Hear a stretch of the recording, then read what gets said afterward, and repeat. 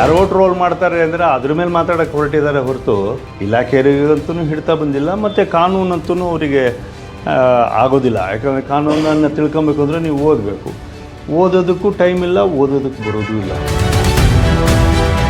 ವಿರೋಧ ಪಕ್ಷದವ್ರು ನನಗೆ ಬೈದರು, ಆದರೆ ಬೈತಾ ಇಲ್ಲ. ಮಧು ಬಂಗಾರಪ್ಪ ಒಳ್ಳೆಯ ಕೆಲಸ ಮಾಡ್ತಾ ಇದ್ದಾರೆ ಅಂತ ಹೇಳಿ.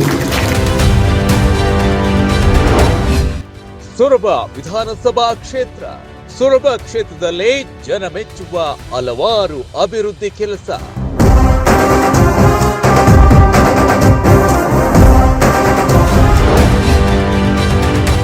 ತಮ್ಮನ ಅಭಿವೃದ್ಧಿ ಕೆಲಸ ನೋಡಿ ಸುಮ್ಮನಾದ್ರ ಅಣ್ಣ.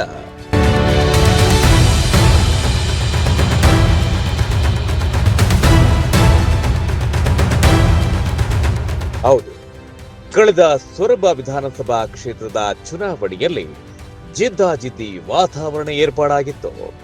ಕುಮಾರ್ ಬಂಗಾರಪ್ಪ ಬಿಜೆಪಿಯಿಂದ ಸ್ಪರ್ಧೆ ಮಾಡಿದ್ರೆ, ಮಧು ಬಂಗಾರಪ್ಪ ಕಾಂಗ್ರೆಸ್ನಿಂದ ಸ್ಪರ್ಧೆಯನ್ನ ಮಾಡಿದ್ರು. ಒಬ್ಬರ ವಿರುದ್ಧ ಒಬ್ರು ಏಕವಚನದಲ್ಲೇ ಆರೋಪ ಪ್ರತ್ಯಾರೋಪವನ್ನ ಮಾಡಿಕೊಂಡು ಜನರ ಆಕ್ರೋಶಕ್ಕೆ ಗುರಿಯಾದ್ರು ಅಂದ್ರೆ ತಪ್ಪಾಗೋದಿಲ್ಲ.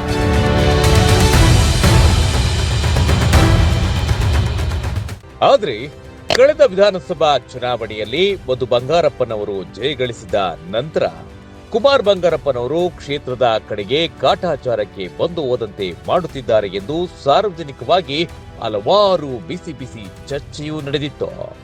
ಚುನಾವಣೆ ಆದ ನಂತರ ಬಂದು ಹೋದ ಹಾಗೆ ಮಾಡಿ ಶಿಕ್ಷಣ ಸಚಿವ ಮಧು ಬಂಗಾರಪ್ಪನವರ ವಿರುದ್ಧ ಕೆಲ ಆರೋಪಗಳನ್ನ ಕೂಡ ಮಾಡಿದ್ರು. ಶಿಕ್ಷಣ ಸಚಿವರಿಗೆ ಓದಲಿಕ್ಕೆ ಬರೆಯಲಿಕ್ಕೆ ಬರೋದಿಲ್ಲ, ಕಾನೂನಿನ ಬಗ್ಗೆಯೂ ಕೂಡ ಯಾವುದೇ ಅರಿವಿಲ್ಲ ಎಂದು ನೇರವಾಗಿ ಪತ್ರಿಕಾಗೋಷ್ಠಿಗಳಲ್ಲೇ ಜಿದ್ದಾಜಿದ್ದಿಯ ಮಾತುಗಳು ಕೂಡ ನಡೆದಿತ್ತು. ಇದನ್ನ ಸೊರಬ ಜನತೆ ನೋಡಿ ಬೇಸರವನ್ನ ವ್ಯಕ್ತಪಡಿಸಿದ್ರು. ಯಾರೋ ಟ್ರೋಲ್ ಮಾಡ್ತಾರೆ ಅಂದರೆ ಅದ್ರ ಮೇಲೆ ಮಾತಾಡೋಕ್ಕೆ ಹೊರಟಿದ್ದಾರೆ ಹೊರತು ಇಲಾಖೆಯವರಿಗಂತೂ ಹಿಡ್ತಾ ಬಂದಿಲ್ಲ, ಮತ್ತು ಕಾನೂನಂತೂ ಅವರಿಗೆ ಆಗೋದಿಲ್ಲ. ಯಾಕಂದರೆ ಕಾನೂನನ್ನು ತಿಳ್ಕೊಬೇಕು ಅಂದರೆ ನೀವು ಓದಬೇಕು, ಓದೋದಕ್ಕೂ ಟೈಮ್ ಇಲ್ಲ, ಓದೋದಕ್ಕೆ ಬರೋದೂ ಇಲ್ಲ. ಅಂಥ ಪರಿಸ್ಥಿತಿಯಲ್ಲಿ ಅವರಿದ್ದಾರೆ. ಅವರು ಯಾರ್ಯಾರು ಟ್ರೋಲ್ ಮಾಡ್ತಾರೋ ಅವ್ರಿಗೆ ಶಾಪ ಹಾಕೋದ್ರಲ್ಲಿದ್ದಾರೆ. ಆ ಮಟ್ಟದಲ್ಲಿ ಆಡಳಿತ ಮಾಡಿಬಿಟ್ರೆ ಇವರು ಏನು ದೊಡ್ಡ ಎಂಥ ಋಷಿಗಳವರು ವಿಶ್ವಾಮಿತ್ರ, ನಾನು ಶಾಪ ಹಾಕ್ಬಿಡ್ತೀನಿ ಅನ್ನೋದಕ್ಕೆ ವಿಶ್ವಾಮಿತ್ರರಿದ್ದಂಗೆ, ವಶಿಷ್ಠರಿದ್ದಂಗೆ ಭಾಳಷ್ಟು ಜನ ಮಹಾನ್ ಋಷಿಗಳು ಅವರು ತಪಸ್ಸು ಮಾಡಿದ್ದನ್ನು ಇವರು ಇಟ್ಕೊಂಡು ನಾನು ಶಾಪ ಹಾಕ್ತೀನಿ ಅನ್ನೋ ಮಟ್ಟಕ್ಕೆ ಮಾತಾಡ್ತಕ್ಕಂಥದ್ದು ಇದು ಭಾಳ ಕೆಳಮಟ್ಟದ ಯೋಚನೆ. ಆದ್ರೆ ಇತ್ತೀಚಿನ ದಿನಗಳಲ್ಲಿ ತಮ್ಮನ ಅಭಿವೃದ್ಧಿ ಕೆಲಸಗಳನ್ನ ನೋಡಿ ಸುಮ್ಮನಾಗಿದ್ದಾರ ಅಥವಾ ಇವರು ಏನ್ ಮಾಡುತ್ತಿದ್ದಾರೆ ಅಂತ ಗಮನಿಸುತ್ತಿದ್ದಾರಾ, ಅಥವಾ ಆಗುವ ಕೆಲಸಗಳಿಗೆ ಆರೋಪಗಳನ್ನ ಮಾಡುವುದು ಬೇಡ ಎಂದು ಸುಮ್ಮನಿದ್ದು ಕುಮಾರ್ ಬಂಗಾರಪ್ಪ ಎಂದು ಜನರಲ್ಲಿ ಚರ್ಚೆ ಹಾಗೂ ಗುಸುಗುಸು ನಡೆಯುತ್ತಿದೆ. ಸೊರಬ ಕ್ಷೇತ್ರದಲ್ಲಿ ಇತ್ತೀಚಿನ ದಿನಗಳಲ್ಲಿ ಕುಮಾರ್ ಬಂಗಾರಪ್ಪನವರು ಕ್ಷೇತ್ರಕ್ಕೆ ಬಂದ್ರೆ ಅವರ ಕೆಲ ಬಿಜೆಪಿ ಕಾರ್ಯಕರ್ತರಿಗೆ ಮಾತ್ರ ಮಾಹಿತಿ ಇರುತ್ತೆ. ಮಾಧ್ಯಮಗಳಿಗೆ ಹಾಗೂ ಸಾರ್ವಜನಿಕರಿಗೆ ಯಾವುದೇ ಮಾಹಿತಿ ಕೂಡ ಸಿಗುತ್ತಿಲ್ಲ. ಆದ್ರೆ ಬಗರ್ ಹುಕುಂ ಸಮಸ್ಯೆಗಳ ವಿರುದ್ಧ ಮಧು ಬಂಗಾರಪ್ಪನವರು ಕುಮಾರ್ ಬಂಗಾರಪ್ಪನವರ ಆಡಳಿತದಲ್ಲಿ ಸಾಕಷ್ಟು ಪ್ರತಿಭಟನೆಗಳನ್ನ ಮಾಡಿದ್ರು.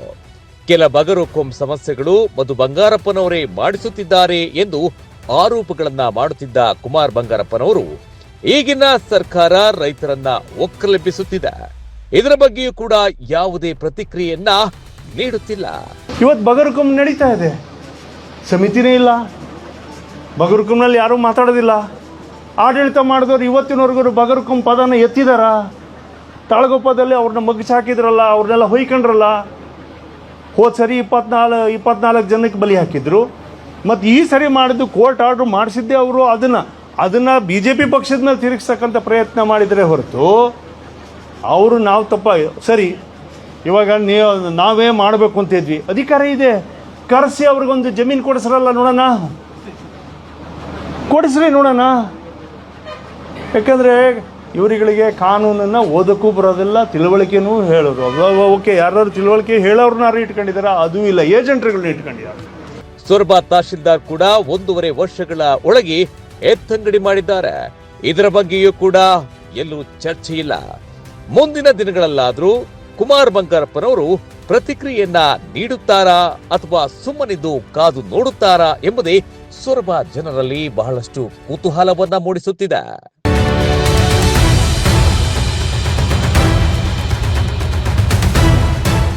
ಈ ಎಲ್ಲ ಚರ್ಚೆಗಳಿಗೆ ಸೊರಬ ಮತದಾರರು ಸಮಸ್ಯೆಗಳಿಗೆ ಸಂಬಂಧಪಟ್ಟಂತೆ ಪರಿಹಾರ ಸಿಗುತ್ತಿದೆಯಾ ಕ್ಷೇತ್ರದಲ್ಲಿ, ಅಥವಾ ಮಧು ಬಂಗಾರಪ್ಪನವರಿಂದ ಅಭಿವೃದ್ಧಿ ಎಷ್ಟರ ಮಟ್ಟಿಗೆ ಆಗಿದೆ, ಜನರಿಗೆ ತಲುಪಿದೆಯಾ ಅವರ ಅಭಿವೃದ್ಧಿ ಕೆಲಸ ಕಾರ್ಯಗಳು ಎಂಬುದನ್ನ ಸಾರ್ವಜನಿಕರೇ ಹೇಳಬೇಕಾಗಿದೆ.